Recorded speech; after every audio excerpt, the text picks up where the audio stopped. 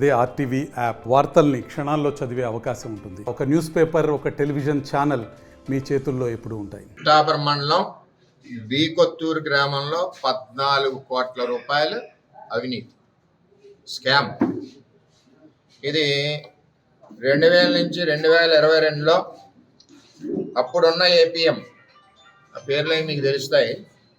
అంటే సిస్టమ్ ఎలా ఉంటుందంటే, ఫస్ట్ ఒక గ్రూప్కి అప్పు కావాలనుకున్నప్పుడు విఓఏలో ఒక తీర్మానం పెట్టి ఇంత అప్పు తీసుకుందాం 4 లక్షల 5 లక్షల అని చెప్పి ఒక తీర్మానం అవుతుంది. దాని తర్వాత సీసీ ఫైల్ రెడీ చేస్తాడు. సీసీ ఫైల్ రెడీ చేసిన తర్వాత ఏపీఎం యొక్క డ్యూటీ, ఏపీఎం అంటే ఒక మండలానికి హెడ్. డ్యూటీ ఏంటంటే వివోఏలు పెట్టింది, సీసీలు పెట్టింది, గ్రూపులన్నీ కరెక్టా కాదా, డ్వాక్రా గ్రూపులు లోన్ పెట్టింది కరెక్టా కాదా, వాళ్ళు ఇదివరకు ఏదైనా లోన్ తీసుకున్నారా అన్న ఆలోచన చేసి అన్ని వెరిఫై చేసిన తర్వాత ఏపీఎం క్లియరెన్స్ ఇచ్చిన తర్వాత ఈ సీసీ బ్యాంక్కి వెళ్ళి లోన్ తీసుకుంటారు. అది ప్రొసీజర్.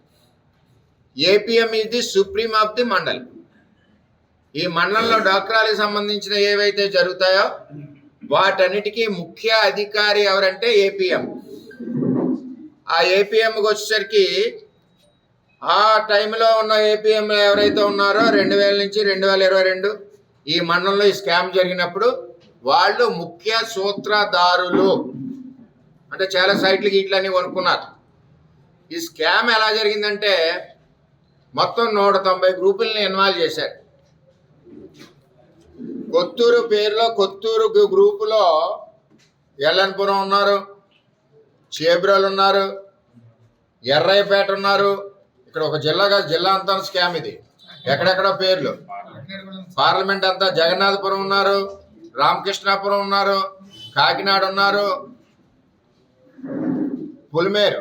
ఎక్కడ పులిమేరు? ఇది పెద్దాపురం కాన్స్టిట్యూన్సీ. పులిమేరు ఉన్నారు, తోరంగి ఉన్నారు, గంగనాపల్లి కాకినాడ ఉన్నారు, లంపల్లో ఉన్నారు.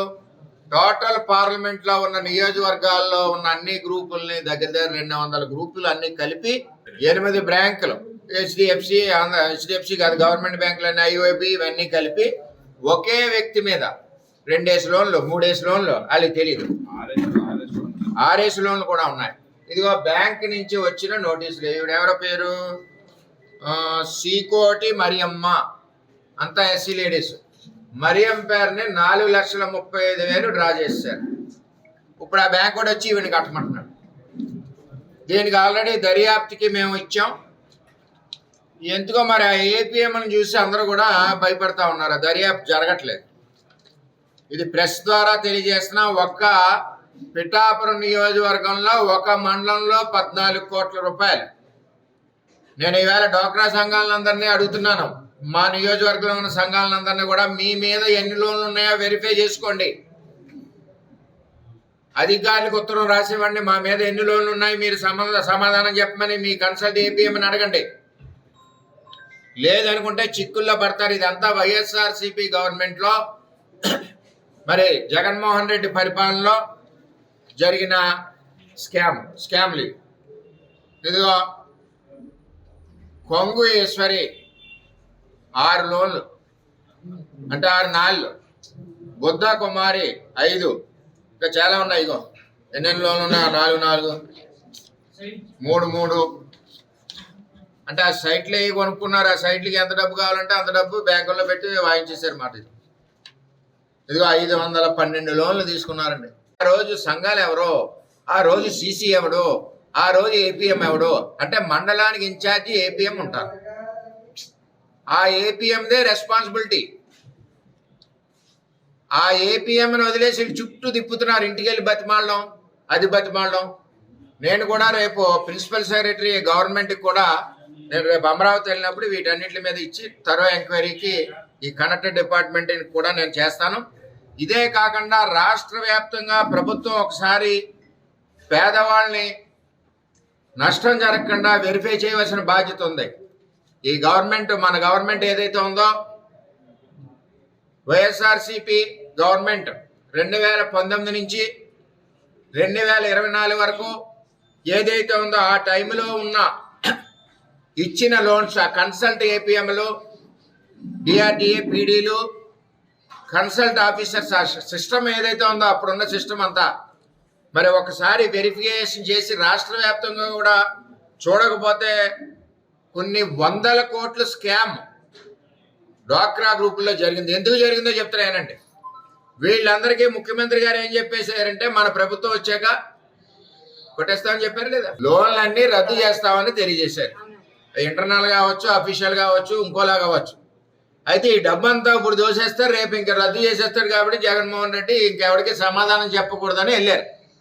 కానీ ప్రజలేం ఆలోచించారు, ఇటువంటి దుర్మార్గుడు జగన్మోహన్ రెడ్డిని బయటికి తవరేయాలని ఆలోచించి ప్రజలు ఆలోచించేసరికి టక్కన ఇల్లు దొరికేసారు. Simple logic. 14 కోట్లు పిఠాపురం నియోజకవర్గంలో, ఒక మండలంలో, ఒక గ్రామంలో, ఇంకా వెతికితే ఇంకో 40-50 కోట్లు స్కామ్ ఉంటుంది.